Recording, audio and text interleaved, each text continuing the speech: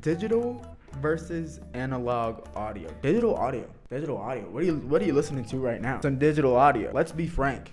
Let's be real. Do you think this sounds like shit? No, be honest. I want to hear your opinions. Does it sound like shit, please? No, it doesn't sound like garbage. Digital versus analog audio. Let's get into the topic. Let's go.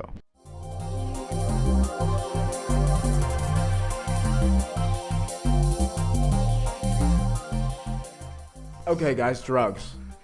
We love them, right? Kids, we love them. But nostalgia is one of those drugs we don't talk about enough because it makes something that sounds like this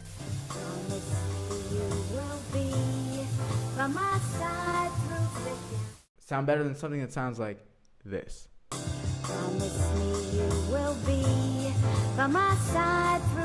And that is completely delusional.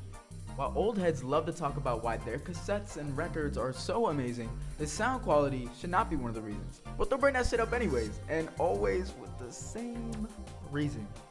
Digital music is stair-step, and analog music is continuous. If you're not a loser, you probably don't know what the hell I'm talking about, but I've got you covered. See, digital audio is really just snapshots of sound that are then put together to become what we know as music. When you put all the snapshots together, you end up with something that visually looks stair-step. It's a great thing though that we listen to music and don't look at it. Isn't that really nice? Because those steps are barely, if even, distinguishable at all. There are two things that you want to know when it comes to digital music. That is bit rate and sample rate. Sample rate is what I'm referring to right now, and it is the snapshots of sound per second that are taken in a song.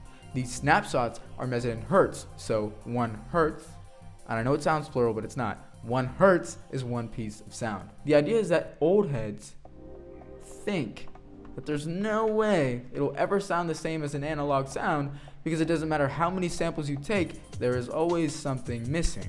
This is true maybe if you're a dog or an elephant with goated ears or something, but let's put it into perspective, right? The industry standard sample rate is 44.1 kilohertz, which translates to 44,100 samples per second. You want to know what the average maximum hertz per second a human ear can hear? The industry standard sample rate beats out the maximum potential of your ears by double. Can we get like a vine boom or something like a boom? I'm dropping crazy facts here. Listen, to go even further, to silence the non-believers and tweeting the leaders, I'm not done. Digital audio goes through a filter after that, and the filter smooths out the stair steps and leaves a clean, fluid sound that even when visualized is as smooth looking as an analog sound. This isn't it though. I mentioned a different term, and that was bit rate. If sample rate is the frequency of how many sounds fit into a second, then bit rate is the quality of those sounds. If you're a different type of loser nerd, it's much easier to think about it like refresh rate and resolution of a TV. The CD standard for bit rate is 1,411 kilobits per second. Kilobits really just being a measurement of data or information. Digital music, as much pushback as it gets from enthusiasts, is really better than anyone makes it out to be, and probably better than any way of listening to music, with the exception of maybe a live show. There's no disc warping, cassette static, or random noise to interrupt the songs.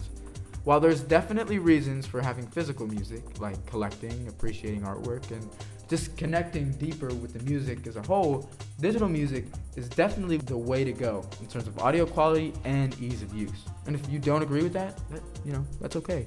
You're old. Go play with Pogs or something. I don't know what old people do, some old people shit.